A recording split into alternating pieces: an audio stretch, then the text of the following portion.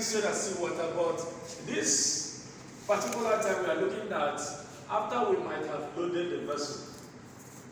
How does the bending comes about, or how does it occur? Okay? In the same one also, we need to take a small sketch of the vessel.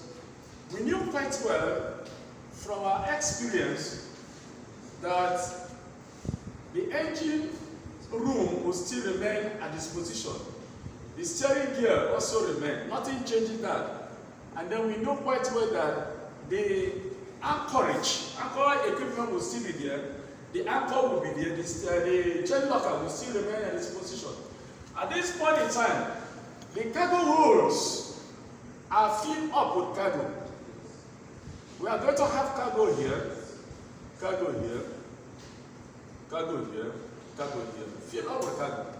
And since the cargo holes have been filled up with cargo, it means that there is bound to be an increase in the draft of the vessel. There is bound to be an increase in the draft. This increase in draft goes with an increase in depth. The increase in draft goes with an increase in depth. And since there is an increase in depth, it means that there is bound to be an increase in pressure. Because from physics, we knew quite well that increase in depth is also proportional to increase in pressure. So as long as the ship has sunk deep down and there is an increase in draft, that means that there is bound to be an increase in pressure. Okay? That means that what we had before, where we talk about that the weight of the ship normally must act vertically downward, and the buoyancy must also react vertically upward. Okay? And since these two things must be opposite reaction, equal and opposite reaction, we explain that when we load the vessel, there is bound to be an increase in buoyancy.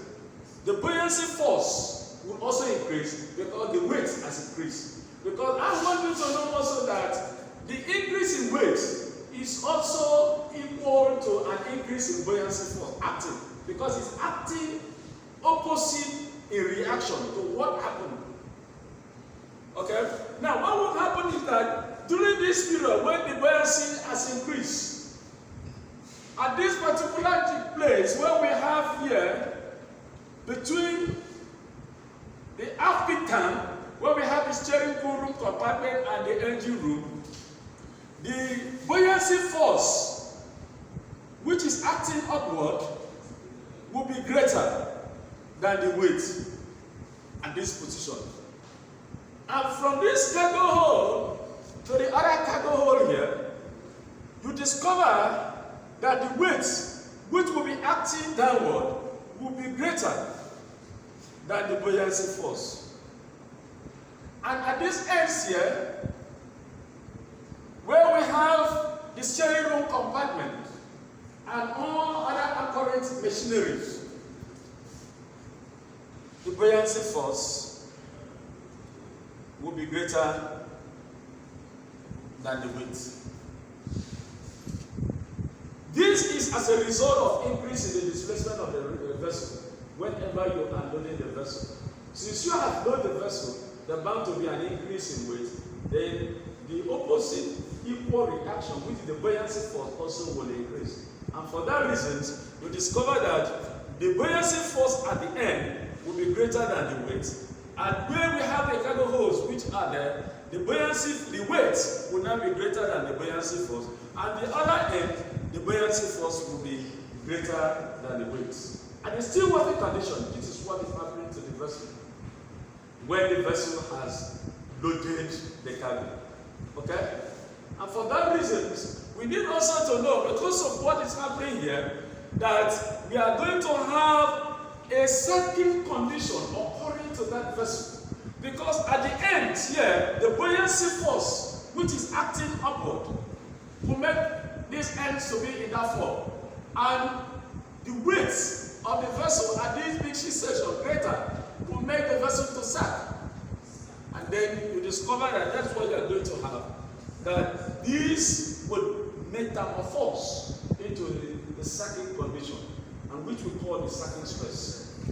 So this vessel itself will be under sagging condition immediately you have finished loading your vessel. It is good here that we have also to conclude it in this form, that when a vessel is experiencing sagging condition, the deck here will be under compressive stress, whereas the bottom of the vessel will be under tensile stress. The same thing occurs when we have looked at the hugging condition at that particular time, that when the vessel is under hugging condition, the deck will now be experiencing tensile stress, whereas the bottom will be experiencing compressive stress. It is worth noting here that if we allow our vessel to continuously experience hugging and sagging, it means that that vessel will not last long. It's going to do what? Break off. Okay? But the designers have took into consideration that every vessel will be experiencing hugging and sagging, and structure has to be put in place in order to resist hugging and sagging of the vessel. And these structures are: one, the longitudinal bulkheads is one of those structures that are put in place. When we talk about the longitudinal bulkhead, we are talking about those bulkheads that run fore and aft direction of the vessel. So, because what we are explaining here, we are saying that this is a longitudinal bending that is occurring on the vessel. Since it is longitudinal, which goes along the length of the vessel, it therefore means that a structure that we need to put in place has to be a structure that goes along the length of the vessel.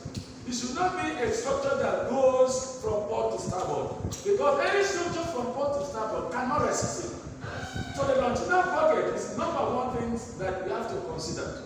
The second one is the side shell plating.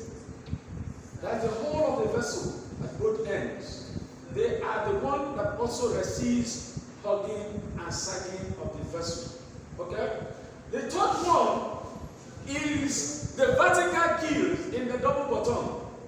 The vertical keel that goes on the bottom and double bottoms are the one also that can resist it. And other longitudinals that are used in the double bottom to subdivide the compartment into different compartments are also the one that will resist it.